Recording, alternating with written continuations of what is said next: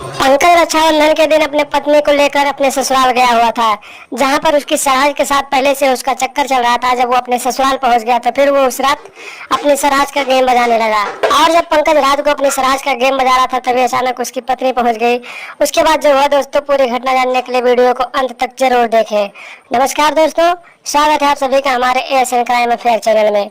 दोस्तों, ASN crime affair channel को आप सभी लोग सब्सक्राइब कीजिए, वीडियो को लाइक कीजिए और वीडियो को ढेर सारा शेयर भी कीजिए। दोस्तों रक्षाबंधन के दिन पंकज अपनी पत्नी को लेकर अपने ससुराल गया हुआ था। उसकी पत्नी अपने भाई को रक्षा बांधने गई हुई थी। और आपको बताएं कि पहले से पंकज का अपनी सराज के साथ चक्कर चल रहा था। जब उसकी शादी हुई थी उसके कुछ दिनों बाद पंकज अपनी सराज से बातचीत करने लगा था और फिर उन दोनों का अफेयर हो गया था।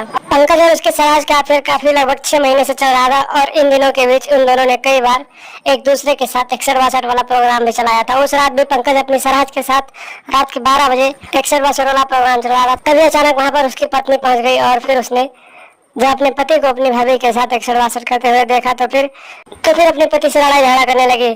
और पंकज ने जब देखा कि उसकी पत्नी इस तरह से शोर मचाएगी तो लोगों को पता चल जाएगा और फिर हमारा राज खोल जाएगा, तो फिर पंकज ने अपनी सराज के साथ मिलकर अपनी ही पत्नी का गला दबा दिया और फिर मौके पर ही उसे मौत के घाट उतार दिया। और फिर रात को ही घर के बगल एक कुएं में ले जाकर उसकी लाश को फेंक दिया। जब सुबह हुई दोस्तों, लोगों को पता चला कि पंकज की पत्नी कुएं में गिरकर मर गई है, तो फिर हंगामा हो गया और फिर कुएं से लाश को निकाला गया और फिर उसकी लाश का अंतिम संस्कार कर दिया गया। और जिस दिन अंतिम संस्कार हुआ दोस्तों, उस दिन पंकज अपने ससुराल में रुका था और उस रात भी वो अपने सराज के साथ 61-62 वाला प्रोग्राम किया और फिर उसके दूसरे दिन अपने घर वापस आ गया। तो दोस्तों देखा आपने, एक नंदोई और एक सराज का रिलेशन बहुत दिनों से चल रहा था। जब वो ससुराल गया तो फिर वो दोनों एक दूसरे के साथ एक बिस्तर में गेम खेलने लगे। जब उसकी पत्नी को पता चला तो फिर उसने अपने पत्नी को ही जान से मार डाला। तो दोस्तों आप लोग भी सावधान रहे, सतर्क रहे और ऐसे आपराधिक लोगों से दूर रहे जो ऐसी मानसिकता रखते हैं, उनसे दूरी बनाकर रखें।